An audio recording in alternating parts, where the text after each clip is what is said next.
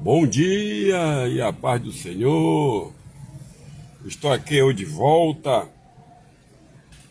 esse grandioso dia que Deus nos deu para passar, né? Para passar e contemplar mais um dia na nossa vida, né?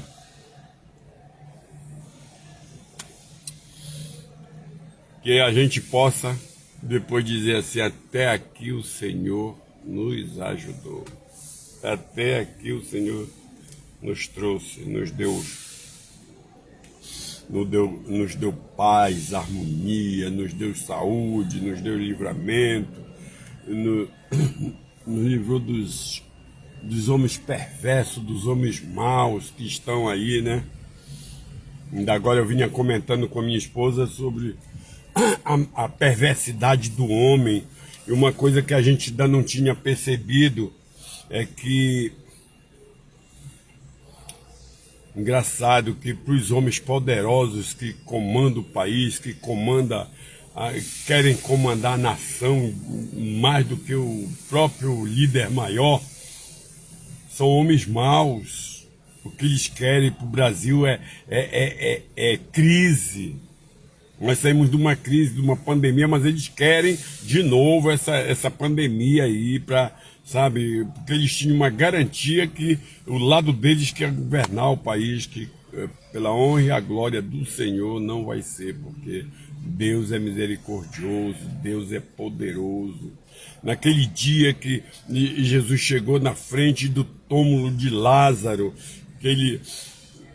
quando ele chegou lá, tinha uma multidão lá, mas a maioria daquele povo que estava lá, eles não estavam lá para ver a glória de Deus, eles não estavam lá para ver Lázaro ressuscitar, eles não estavam lá para ver, sabe, o poder de Deus, não, eles estavam lá para ver a derrota de Jesus Cristo, eles queriam ver Jesus Cristo falhar ali. Tá vendo? Já tem 4 dias que está enterrado. Onde é que ele vai ressuscitar esse cara? Rapaz, isso é conversa fiada, trazendo para o linguajar de hoje, né? Isso não existe. Ele não vai conseguir ressuscitar esse camarada aí, rapaz. Não pode, não existe esse milagre. Mas como Jesus conhecia os pensamentos de todos eles, disse: Senhor, eu estou aqui para glorificar o teu nome. É o teu, como quem diz no nosso linguajar, é teu nome que está em jogo, não é o meu, é o teu nome. Eu sou só o emissário, porque pela situação de Jesus aqui, que ele foi no terceiro dia, voltou, é porque ele era o emissário de Deus aqui na terra, desde o início, desde quando ele andou acompanhado dos discípulos, ele veio porque Deus mandou, Deus colocou ele no ventre de Maria para ele nascer de uma mulher e nascer como homem normal, passar tudo que o homem passou, até chegar na crucificação dele, tá? Ele foi, ele disse: eu vou, mas eu deixarei um consolador, que é o Espírito Santo, né? E no terceiro dia ele voltou e está no meio de nós, o único que fez isso aí, mas ninguém. Por quê? Porque foi Deus que permitiu, foi Deus que coordenou tudo desde o início. E hoje as nossas vidas não é diferente. Deus, quando você dá a oportunidade para Deus coordenar, Ele que coordena a nossa vida, Ele que toma conta da nossa vida. É Deus, tudo é Deus na nossa vida. E aqui,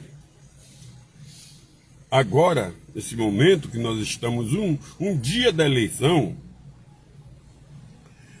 e essa noite eu fiz uma live, eu falei pro povo lá: vamos orar, vamos nos ajoelhar, vamos fazer jejum, vamos buscar a Deus para Ele ter misericórdia da nossa vida. Como eu estava lá em relação ao túmulo do Lázaro, né? Estava aquele povo ali, mas não era um povo que estava apoiando Jesus, era um povo que queria ver a derrota dele. Infelizmente, hoje nós estamos do mesmo jeito, mesmo sendo um servo de Deus, sendo um pastor consagrado e para falar as coisas de Deus, Por que não sai um milagre? Porque tem uma multidão ali que está torcendo contra. Tá? Mas naquele dia, como Jesus tinha muita intimidade com Deus, que hoje é diferente, tá? Uma parte da tua intimidade está com o mundo e uma bem pouquinha que está com Deus. Infelizmente é uma real que eu estou passando para você, que está acontecendo. E a gente está vendo aí nessa eleição aí, nessa política, muito negro apoiando o outro lado lá, o cara que é a favor de aborto, a favor de droga, a favor de tudo. Quer dizer, eu sou contra esse cara aí. Mas você não vê o cara pregar uma palavra contra isso. Você não vê.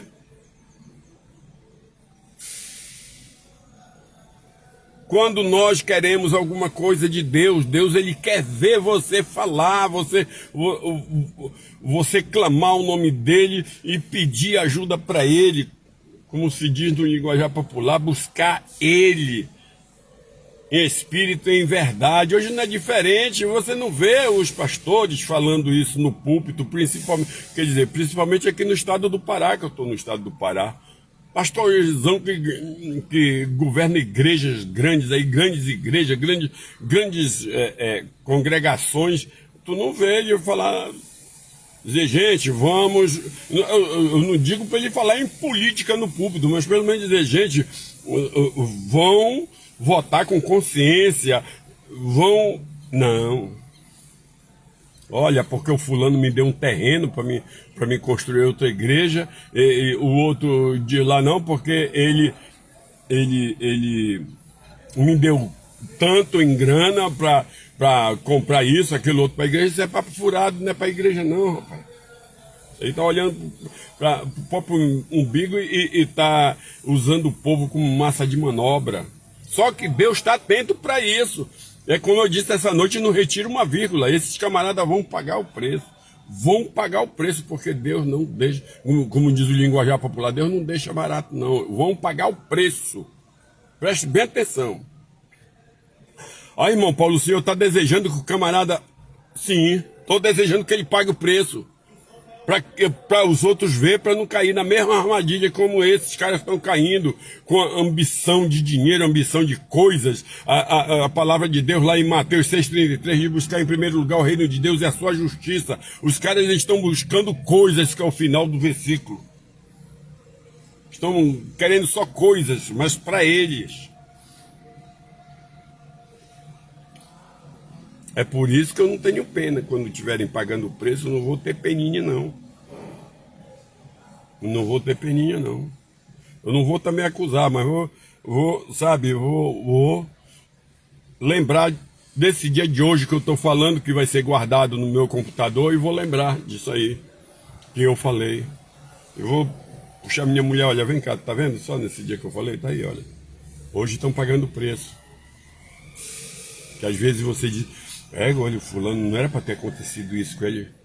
Deus sabe de todas as coisas. Principalmente esses pastores que têm intimidade com Deus. Quanto mais eu tenho intimidade com Deus, mais Ele me corrige, mais Ele permite que as coisas aconteçam comigo, porque para mim é uma forma de disciplina, uma forma de me corrigir. E olha, a correção de Deus dói. Tá? É isso. E voltando lá, Lázaro, aquele povo lá, uma parte daquele povo estava torcendo que Lázaro não ressuscitasse. Como hoje o povo está torcendo que o Brasil não saia da crise, que o Brasil acompanhe os outros países lá fora. Tem gente passando fome, tem gente comendo cachorro, tem gente comendo frango podre do lixo, tem gente que... quando tem esse frango podre do lixo, ainda tem para comer. Não sei se vocês estão lembrados que em plena pandemia a gente entrava no supermercado aí, não tinha nada nas gôndolas. Quando uma mulher governou esse nosso país também, teve um tempo aí que o feijão chegou a mais de R$10 o quilo. Por quê? Porque eles estavam mandando o nosso feijão daqui de graça para outros países, para sustentar outros países, todos outros países comunistas. Já pensou tirar a comida da boca do brasileiro para mandar para um país safado que está matando o seu próprio povo. Brincadeira um negócio desse. Mas só que Deus, conhecendo o pensamento dos homens, disse: Senhor, eu estou aqui para glorificar o teu nome. Ele meu. Ele falou assim, creio que Deus disse: olha, meu filho, pode chamar o Lázaro que ele vai sair. E todos os milagres de Jesus foi em nome de Deus. Nunca foi no nome dele, foi em nome de Deus. Todos os milagres que Jesus fez aqui na terra foi no nome de Deus. Senhor, eis-me aqui. Todo tempo, Senhor, eis-me aqui. Senhor, é teu nome. Senhor, é pelo teu nome. E hoje não poderia ser diferente. Tá? Não poderia ser diferente. Hoje os pastores estão chamando o nome dos políticos. Infelizmente, uma coisa que eu fiquei indignado. Irmão, eu vou falar uma coisa. Como eu tenho liberdade dentro da casa do Senhor, que é a casa do meu pai, Deus não permitiu de eu estar presente num culto desses aí que o camarada colocou o prefeito, o governador lá em cima do púlpito. Os caras aqui são satanistas, os caras são satanistas, os caras, a gente vê imagem não mente, a gente vê nas imagens, os caras são satanistas, tá? Porque eu tinha gritado lá no meio da igreja, fulano de tal livre, só falta você dizer assim, pastor, fulano de tal livre, colocar um satanás desse aí no púlpito, eu ia, irmão. Quem me conhece sabe que eu ia fazer isso. Ainda bem que eu sou... A Mônica, a minha esposa, ela fala: ainda bem que tu soube só pelos outros, porque se tu estivesse lá, eu creio que tu ia fazer isso. Ia, irmão. Não ia deixar, como diz o linguajar popular, não ia deixar barato. E eu tenho sido muito forte, porque eu me fezo, eu me iro, sabe, com essas coisas, sabe. Aí, não é que eu tenha sido forte, é porque Deus, ele me controla. E eu tenho também uma mulher que ela me controla, porque se eu fosse falar tudo o que eu penso, eu acho que eu já tinha entrado em bronca aí, porque esses caras, eles são cruéis. Viu? Apesar de eu ser uma pessoa humilde daqui de baixo, mas esses caras, se você for contra eles, eles não querem nem saber quem você é, não. Quer saber de corrigir você da forma deles, tá? Fazer você parar, eles fazem qualquer coisa. E é isso, meus amados. Felizmente é isso, e nós estamos um dia da eleição do nosso país para decidir o futuro do nosso país. E eu faço um apelo aqui no Face, tá? Que nós vamos tomar nossa decisão com consciência, tá? Votar lá com consciência, que é o futuro do nosso país que está em jogo, é o futuro, né, de uma parte do mundo, porque essa aliança do mal ainda não fechou, porque o Brasil está bem no meio impedindo.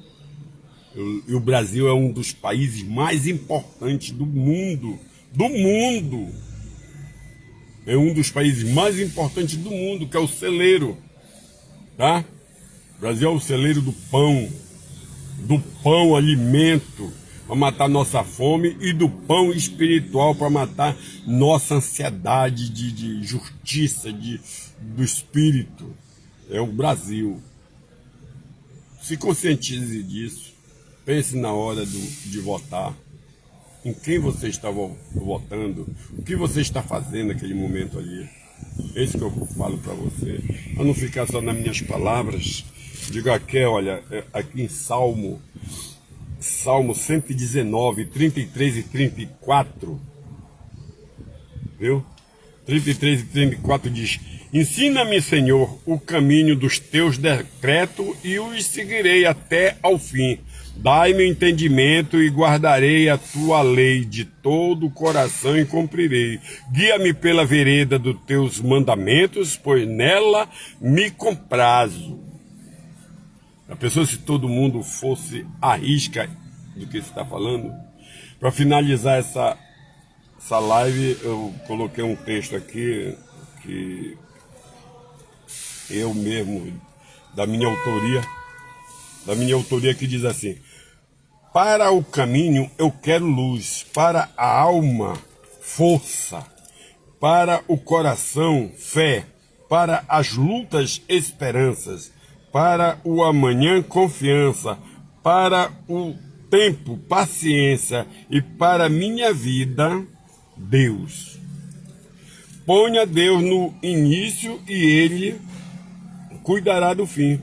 Não são as circunstâncias que importam.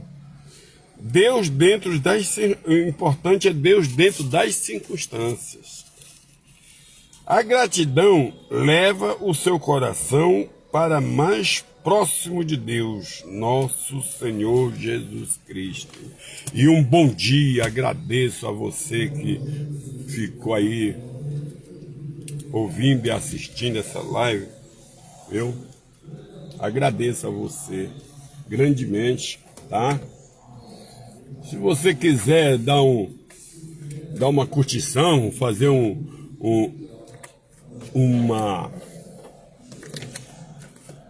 como é que se diz, um comentário, até para criticar. Olha, meus amados, eu até gosto da crítica, porque por intermédio da crítica é que você corrige muita coisa. Se preocupe não de fazer uma crítica, pode fazer. Meu nome é Paulo Pompeu e eu sou homem, tá?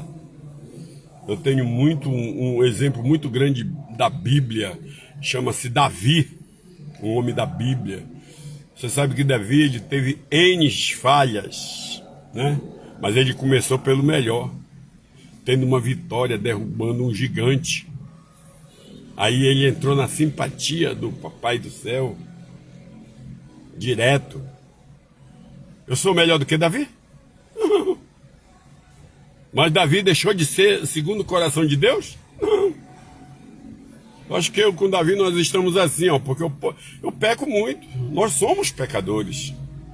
Mas só que eu tenho um perdoador 24 horas. Eu sou pecador 24 horas, mas eu tenho um perdoador 24 horas. Assim como Davi. Davi nunca deixou de ser segundo o coração de Deus, porque ele se humilhava, ele pedia perdão. A chave da vitória é o perdão. Sabia disso? A chave da tua vitória é o perdão. Perdoa, pede perdão. Que o Senhor Jesus Cristo, Ele contempla a sua humildade. Ele contempla a sua força de vontade de estar na presença dele 24 horas. Fique com Deus. Deus abençoe você.